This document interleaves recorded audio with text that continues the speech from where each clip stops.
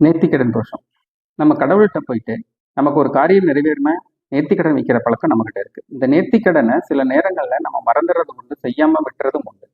நம்ம இந்த மறந்துறதுனாலையும் இதை செய்யாம விடுறதுனாலையும் இது நமக்கு ஒரு தோஷமாகவே வெளிப்படுது. உபய ராசியில பிறந்தவங்களா இருந்தாலும் சரி, உபய லக்கணமா இருக்கிறவங்களா இருந்தா இந்த பிறவியிலேயே அது பிரச்சனையை தரும். அப்படி இல்லைன்னா அடுத்த பிறவியில இது நமக்கு வேலை செய்யும். இந்த நேர்த்திக்கடன் தோஷம் மட்டும் இல்லாம வாக்கு தோஷத்தையும் நம்ம நிவர்த்தி பண்ணிக்கிறதுக்கு இந்த கார்த்திகை மாசம் நமக்கு வழிபடுது.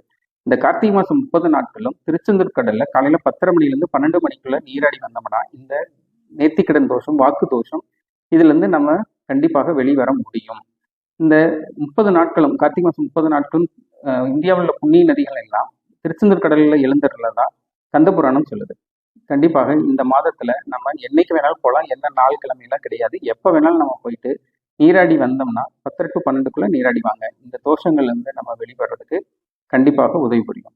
அதே நேரம் நம்ம நேர்த்திக்கடன் வைக்காம இருக்கிறது தான் நல்லதும் கூட. நேர்த்திக்கடன் வச்சா அதை செய்யணும்.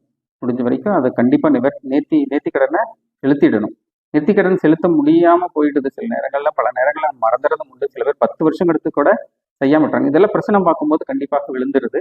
என்ன மாதிரியான வேண்டுதல் வச்சோங்கிறதுல பிரசனத்துல கண்டிப்பா காட்டிடுது. ஸோ அதனால நம்ம முடிஞ்ச வரைக்கும் நம்ம நேர்த்திக்கடன் வைக்காம கடவுள்கிட்ட உரிமையாக நம்ம கேட்கலாம். பாரதியார் வந்து பராசக்தியிட்ட சொல்லுவார், இவையெல்லாம் அருள்வதில் உனக்கு எதுவும் தடை இருக்குதான்னு கேட்பார். உரிமையா கேட்பார். ஸோ அதனால நம்மளும் உரிமையா கடவுள்கிட்ட கேட்டு வாங்குவோம். எதையா இருந்தாலும் கடவுள்கிட்ட நேர்த்திக்கடன் வைக்காம முடிஞ்ச வரைக்கும் தவிர்க்கலாம். அப்படி நேர்த்திக்கடன் வைத்தா கண்டிப்பாக நேர்த்திக்கடனை செலுத்துறது தான் நல்லது. நன்றி, வணக்கம்.